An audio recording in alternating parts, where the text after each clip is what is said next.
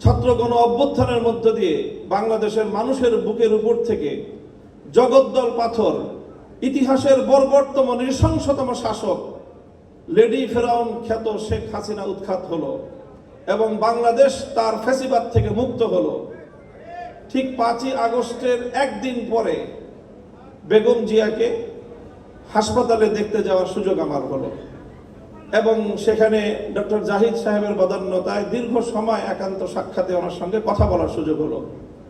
চিন্তা করেন, যেই মহিলা অশীতিপর বয়সে জীবন মৃত্যুর সন্ধিক্ষণে দাঁড়িয়ে যার দ্বারা এমনভাবে নিগৃহীত হয়েছেন, অপমানিত হয়েছেন, নিজের প্রিয় বাস্তুভিটা তাকে ছাড়তে হয়েছে এবং জীবন মৃত্যুর মাঝামাঝি দাঁড়িয়ে বছরের পর বছর কারাগারে তাকে নিক্ষিপ্ত থেকে মৃত্যুর প্রহর গুনতে হয়েছে, যার উপর অত্যাচার এবং নির্যাতনের কোনো সীমা ছিল না, সেই বেগম জিয়া যখন জানতে পারে তার সামনেই তো ঘটছিল বাংলাদেশের এই পরিবর্তন, পট পরিবর্তন, শেখ হাসিনার এই পতন, স্বাভাবিকভাবেই তখন তো তার সঙ্গে কথা বললে প্রতিক্রিয়ার মধ্যে শেখ হাসিনার কিছু পর্যালোচনা, শেখ হাসিনার শাসনামলের কিছু জুলুম নির্যাতনের কিছু বিবরণ, তার ক্ষোভ, তার দুঃখ, মর্মবেদনার কিছু গল্প উঠে আসার কথা।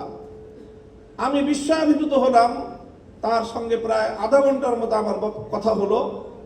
তিনি আধা ঘন্টার মধ্যে একবারও শেখ হাসিনার নাম উচ্চারণ করেননি। তিনি পূর্ণ সময়টায় দুটি কথা বলেছেন। একটা হলো আমার মরহুম বাবা সাইকুল হাদিস সাহেবের সঙ্গে তার রাজনীতির কিছু স্মৃতিচারণ তিনি করলেন এবং আমাকে সেজন্য অভিনন্দন জানালেন। আর দ্বিতীয় আরেকটি কথাই তিনি বারবার বললেন। তিনি বললেন যে আপনাদের কথা মানুষ শুনে, আপনারা মানুষকে গিয়ে বলেন, দেশের জনগণকে গিয়ে বলেন, কেউ যেন দেশের সম্পদ নষ্ট না করে। এই সম্পদ তো আমাদের, গণভবন, প্রধানমন্ত্রীর কার্যালয় সহ এই রাষ্ট্র আমাদের। মানুষকে শুধু একটা কথা বলেন, যেন কেউ এই রাষ্ট্রের কোনো সম্পদ নষ্ট না করে।